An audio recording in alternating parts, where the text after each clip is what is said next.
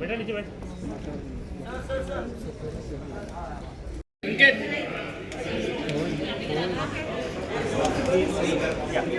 मैं उधर हुई नहीं आएगी ना अच्छा के इवेंट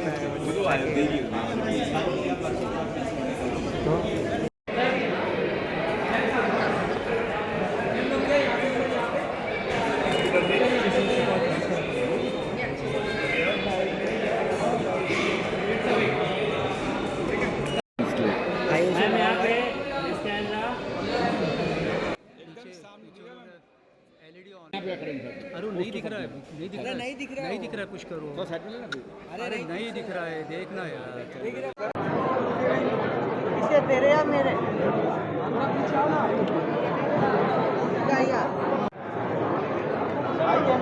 हाँ सर, हाँ सामने है, इधर है, इधर है, पुष्कर अलग चार्ज लगेगा भाई।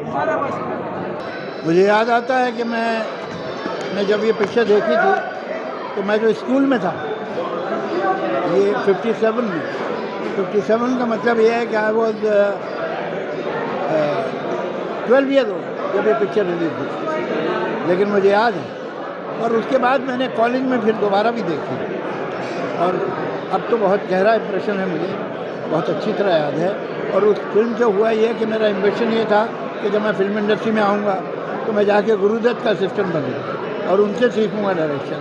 लेकिन हुआ ये कि मैं 4 तारीख को आया और 10 तारीख को उनकी डेथ हो गई, तो मैं तो उनसे कभी मिल भी नहीं पाया। अच्छी बात है जो है, आप अपनी हिस्ट्री से, अपने पास से जो बड़े अचीवमेंट्स हुए हैं, जो बड़े काम हुए हैं, उनका अवेयरनेस आप में होना ही चाहिए।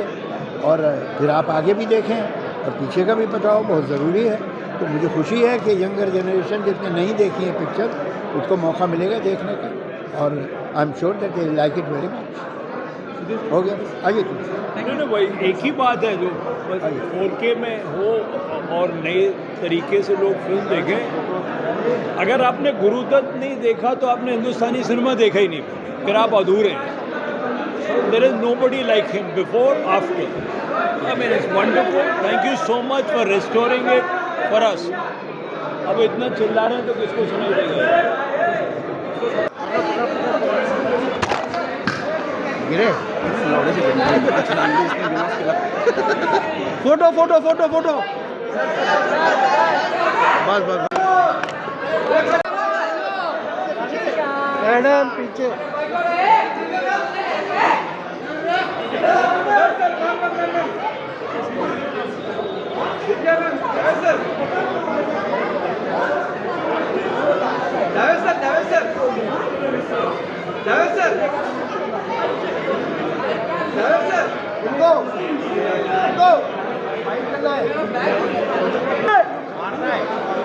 पांडे मारना, मारना थोड़ा पीछे, ज़्यादा पीछे नहीं, पीछे।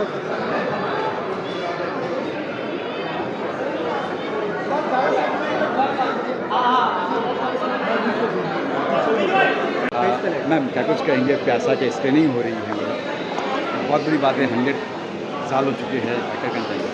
I think this is phenomenal. और ये जो पोज है उनका ब्लैक एंड वाइट में जो गुरुदत्त जी को देखते हैं तो मतलब he is a face who resembles Indian cinema. और उनकी जो किरदार है, उनकी जो डायरेक्शन है, उनकी जो अदाकारा है, मतलब it is beyond any comparison. So जो भी उन्होंने किया स्क्रीन में वही एक मैजिक है। और Pyaasa is all time favourite. And Guru Dutt ji और वाहिदा रहमान जी का जो पेयर है वो it's so inspirational for any actor, specially the actresses. और मुझे लगता है उनकी आँखों में एक बारीक एक बारीकी की ना लाइक झलक है वो पैथोस की, तो वो मुझे बहुत अच्छा लगता है. He has got very beautiful like serene eyes, वो मुझे बहुत अच्छा लगता है. और मुझे वो मूवी भी बहुत पसंद है, साहिब बीबी और Ghulam. That is a beautiful film. मेरा सगा सवाल अगला यही था कि हाँ. पैसा के अलावा कौन सी movie बहुत बहुत खूबसूरत है. आर्या पार है, लेकिन कोरा कागज़, and I think Kora Kagaz is also all time favourite. Kora Kagaz लेकिन अभी जो वाहिदा जी और उनकी जो सॉन्ग है, मतलब सो सो ब्यूटीफुल. कुछ ना भी बोल के सब कुछ बोल देना. फोर्थ के में रिलीज हो दे रहा हैड है मैजिक इन देयर आईज. तो फोर्थ के में रिलीज जैनजी जो आज की जनरेशन हाँ. उनके लिए खास तौर पे अच्छी रहेगी फिल्म. हाँ, उनको देखना चाहिए, उनको आजमाना चाहिए कि क्या है इनकी जो मतलब जो दैट टाइम कैसे, मतलब क्या सब्जेक्ट को लेके उन लोगों ने पिक्चर बनाया. और that time so many constraints हो गए, लेकिन उसके अलावा भी उसको छोड़ के इन लोगों की जो प्योर टैलेंट है, कोई VFX नहीं है, कोई टेक्नोलॉजी नहीं है, कोई टेक्निकल जंगल नहीं है, कुछ भी नहीं है, लेकिन फिर भी सो इमोशनल, सो ब्यूटीफुल. बहुत जल्दी चलेगी गुरुदत्त जी, मेरे ख्याल से बहुत कम समय में चली. क्या कुछ कहेंगे इस बारे में कि बहुत दुख था कि बहुत जल्दी शायद चलेगा, होते बहुत जल्दी चलेगा. बहुत मतलब ही वाज सो मतलब उनकी जो एज, वो एज नहीं था. वो एक हमारे लिए बहुत बड़ी हादसा हो गई हमारी फिल्म इंडस्ट्री के लिए. और अगर वो रहते तो क्या क्या क्रिएट करते मालूम नहीं है हमको. So we really miss him, and I think he is all time favourite of, I think till our generation, तो he is all time favourite. Next generation should know कि गुरुदत्त जी क्या थे. Thank you. कहना चाहोगे आज प्यासा बड़े स्क्रीन पे देखो, इसके पहले आपने बड़े स्क्रीन पे देखा था इसे? नहीं, मैं खुद प्यासा पहली बार बड़े स्क्रीन पे देख रहा हूँ, लेकिन प्यासा मुझे ज़बानी याद है. मैं इसको पता नहीं बचपन से लेके अब तक कितने हज़ारों बार देख चुका हूँ. मुझे सारे डायलॉग, सारे सीन, सारे गाने सब ज़बानी याद है. बट बड़े पर्दे पर देखने का एक अलग ही फील है, अलग ही मज़ा है. अपने पिताजी को बड़े पर्दे पे देखना, उनका सॉन्ग देख के क्या फ्लैशबैक, क्या याद है? अब तेल मालिश तो मैं पहली बार देख रहा हूँ बड़े पर्दे पर.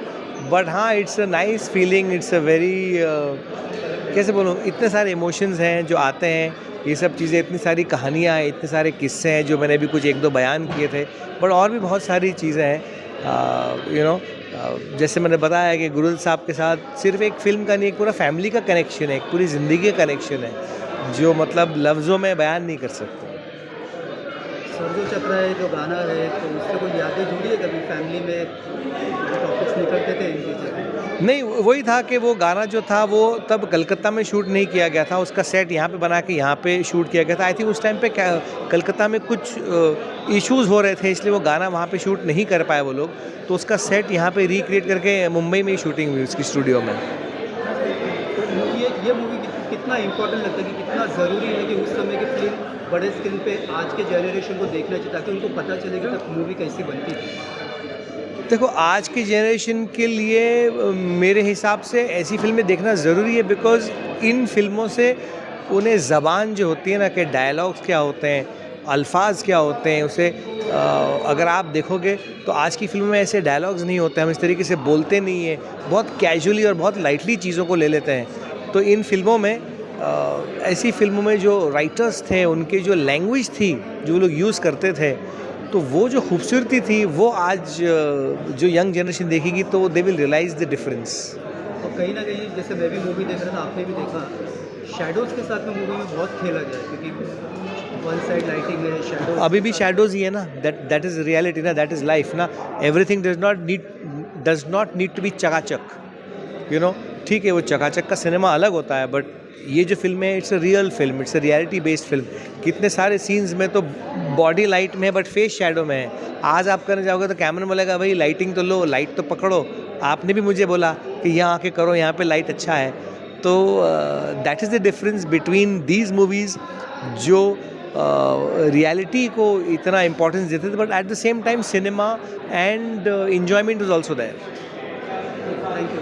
Thank you. सुनील जी, क्या कहना चाहोगे आज जो आप देख रहे हो मूवी, इसके पहले आपने इस मूवी को बड़े स्क्रीन पे देखा था या फर्स्ट टाइम देखा? फर्स्ट टाइम बड़ी मूवी पे बड़े स्क्रीन पे पहली बार देख रहा हूँ मैं।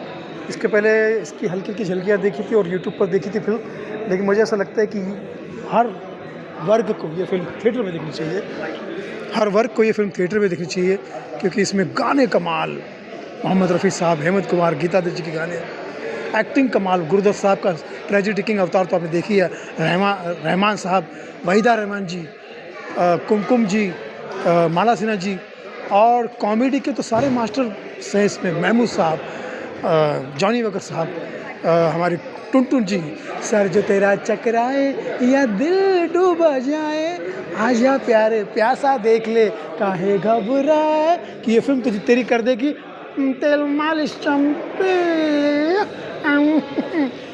लीडर हो या मालिक, नौकर हो या मालिक, इस फिल्म को सब देखना चाहिए, क्या नेता क्या सैनिक, सुन सुन सुन अरे बाबा सुन, इस फिल्म में बड़ा ही है दम।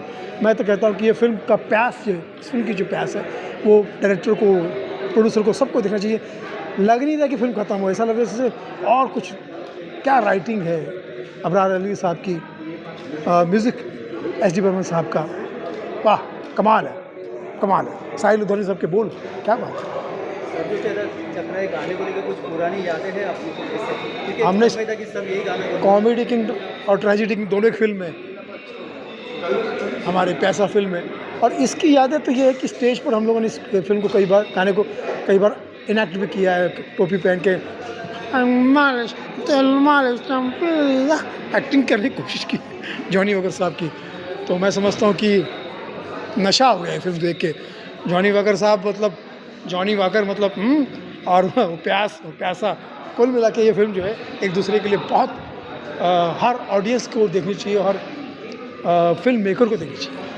कहेंगे प्यासा 4K में, प्यासा जी जी जी जी 4K में आ रही है जी। क्या आपने पहले देखी थी प्यासा वगैरह? हाँ, या क्या कुछ? मैंने हाल ही में देखी है पिक्चर एक्चुअली, बिकॉज उनकी बायोग्राफी आई थी तो मैंने वो पढ़ी थी, तो उसके बाद मुझे लगा चलो प्यासा दोबारा देखता हूँ, क्योंकि मैंने बचपन में देखी थी फिल्म और शायद बचपन में फिल्म समझ में नहीं आई थी, तो मैंने हाल ही में 8 दिन पहले मैंने पिक्चर देखी है और मैं ऐसे टूट के रोया हूँ ना। व्हाट अ फिल्म मेकर यार, व्हाट अ फिल्म मेकर, मतलब पता नहीं वो क्या अजूबा है ये, मतलब बहुत ही गजब फिल्म मेकर हैं। तो it's such a good initiative PVR ultra कि इनकी फिल्म 4K में रिस्टोर करके देखने का मौका मिल रहा, बहुत बड़ी बात है।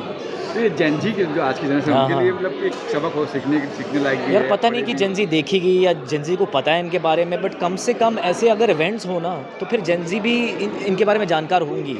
शायद सुना होगा गुरुदत्त, बट पता नहीं प्यासा क्या है, कागज़ के फूल क्या है, या आर पार, या मिस्टर मिसेस 55, या उनके जो एक चौधरी का चांद, शायद भी गुलाम, इतनी बढ़िया फिल्में देखो ऐसे निकल रही हैं फिल्में मुँह से। तो ऐसे फिल्म मेकर को वापस 100 साल बाद याद करना बहुत ज़रूरी चीज़ है। It's like paying respect to a great film maker, you know. काफ़ी जल्दी ये चले गए थे, ये गुड भी है। हाँ यार, वो अब अभी अनफॉर्चुनेटली दारू और ये सारी चीज़ों की वजह से वो ख़त्म हो गए थे, बट उनके अंदर जो दर्द था शायद इसलिए वो इतने उम्दा आर्टिस्ट भी थे, यू नो, बिकॉज वो उस तरह से फील करते थे, you know. Acting and performance and creativity वो अंदर से ही आता है ना, दर्द से ही निकलता है, तो उनके अंदर जो दर्द है ना वो अलग ही है। और एक्चुअली मैं क्या, इनके बारे में मुझे क्या अच्छी लगती है चीज़ कि वो उनकी हिंदी पे जो कमांड है ना, बंगाली स्पीकिंग गाय, किताबें पढ़ते रहते थे नॉन स्टॉप, हिंदी की किताबें, इंग्लिश की किताबें, हर एक चीज़ पढ़ते रहते थे। इस इंसान ने कैन तक वो पहुंच गए थे यार। सोचो आज की डेट में अगर कोई पिक्चर कैन वैन जाती तो हम इतनी वाह करते हैं, ये तो पहले चले गए थे। बिल्कुल, और बात नहीं होती उनकी। हमने सुना ये भी है कि लाइट का काफ़ी इनको नॉलेज थी। अरे आप शैडोज़ की तरह, शैडोज़ के साथ जो खेलते थे वो वाइड शॉट लगा के, और वो फेमस शॉट्स है ना, ऐसे शॉल ऐसे लगे हुआ है उनका, और वो खड़े अपने घर के अंदर और पूरा गा, the way he picturise songs जी। आई मीन किसी ने उस तरह से कोरियोग्राफ नहीं किया था कि इसकी स्टोरी से ही जुड़ा हुआ है, ये नहीं कि सडनली नाच गाना कुछ चल रहा है कहीं, एंड एक से बढ़कर एक गाना है इनका। वहीदा रहमान साहब के साथ जी के साथ जो भी उन्होंने कोरियोग्राफ किया है, जो भी गाना उन्होंने क्रिएट किया है, आई डोंट थिंक इनसे बेहतर कोई फिल्म मेकर है मेरे हिसाब से, मेरे हिसाब से। Thank you sir. Thank you यार, थैंक यू।